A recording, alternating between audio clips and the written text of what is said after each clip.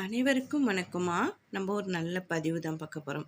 அதாவது நாளைய தினம் ஆடி அமாவாசை. இதை மகாலய அமாவாசை அப்படின்னு கூட சொல்லுவாங்க. அதாவது மாதம் மாதம் வருகிற அமாவாசையை விட இந்த மாதிரி ஆடி மாதம் தை மாதம் வருகின்ற அமாவாசை மிகவும் சிறந்தது, அதாவது விசேஷமானது. அப்படிங்கிறதுனால தான் இந்த அமாவாசையில் நிறைய பேர் விரதம் இருந்து தங்களுடைய முன்னோர்களுடைய ஆசீர்வாதம் வாங்குவாங்க. அதே மாதிரி நாளைய தினம் நம்ம என்ன செய்யணும், என்ன செய்யக்கூடாது அப்படிங்கிறத ஃபஸ்ட்டு பார்த்துடலாம்.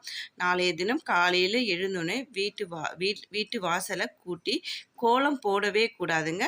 நான் அமாவாசை அன்றைக்கு கோலமே போடக்கூடாது, சரிங்களா? வாசலில் கோலம் போடாமல் தண்ணி மட்டும் தெளிச்சிட்டு அல்லது சாணம் போட்டு மெழுகிட்டு நம்ம மற்ற வேலைகளை ஆரம்பிக்கணும். குளித்து முடிச்சுட்டு முன்னோர்களுக்கு, அதாவது சில வீட்டில் என்ன பண்ணுவாங்கன்னா, போய் ஆற்றங்கரை இருக்கிற இடமா பார்த்து, நீர்நிலையாக இருக்கிற இடமா பார்த்து திதி கொடுத்துட்டு வருவாங்க. சில வீட்டில் அந்த பழக்கம் எங்களுக்கு இல்லைம்மா, நாங்கள் வீட்லேயே சும்மா விரதம் இருந்து காலையில் சாப்பிடாம இருந்து நாங்கள் படைப்போம், இலை போட்டு படைப்போம் அப்படின்னு சொல்கிறவங்களும் இருப்பாங்க. உங்களுடைய வசதிக்கு தகுந்த மாதிரி நீங்கள் பண்ணிக்கங்க. ஆனால் அமாவாசை அன்னைக்கு நீங்கள் கண்டிப்பாக இந்த காய்கறிகளை சேர்த்துக்கணும். பூசணிக்காய் சேர்த்துக்கோங்க, அது மாதிரி வாழைக்காய் சேர்த்துக்கோங்க. அவத்திக்கீரை வாங்கி அன்றைய தினம் பசுமாட்டுக்கு கொடுக்கறதுங்கிறது ரொம்பவே விசேஷமானதுங்க. அது போக நம்மளுடைய முன்னோர்களுக்கு என்னெல்லாம் பிடிக்குமோ அவங்களுக்கு பிடித்த மாதிரி பொருளெல்லாம் வச்சு நம்ம படைச்சி அன்றைய தினம் நம்ம வீட்டுக்கு முன்னோர்கள் சாப்பிட்றதுக்காக வருவாங்க. அப்படிங்கிறது ஒரு பெரிய நம்பிக்கைங்க.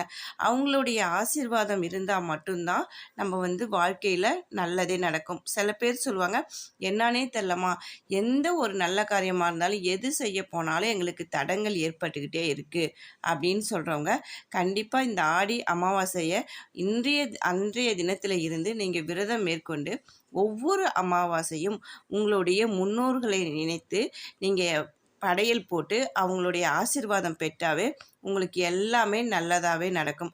அதுபோக மாலை வேளையில் என்ன பண்ணணும் அப்படின்னு சொல்லி பார்த்தோம்னா, கோவில் இந்த மாதிரி போயிட்டு அங்கே யாராவது இருந்தாங்கன்னா அன்னதானம் கொடுங்க.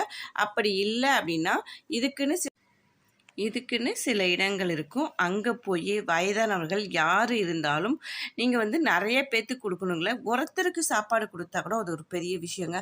இல்லைம்மா எங்களுக்கு அந்த அளவு கூட வசதி இல்லைன்னா ஒன்றுமே பிரச்சனை இல்லை, காக்காவுக்கு சாதம் வைங்க.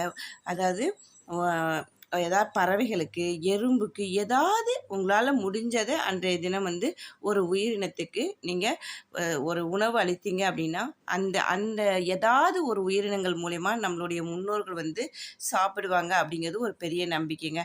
இதை எல்லோரும் கடைப்பிடிச்சு செஞ்சு நம்மளுடைய வாழ்க்கையில் நல்ல வளமோடும் நலமோடும் இருக்கணும் அப்படிங்கிறதுக்காக தான் இந்த பதிவு போடுறேன். நாளைய தினம் கட்டாயம் இதை எல்லாரும் கடைப்பிடிச்சு வாழ்க்கையில் எல்லா வளமும் பெற்று வாழணும் அப்படிங்கிறதுக்காக தான் சொல்கிறேன். வாழ்க வளமுடன்.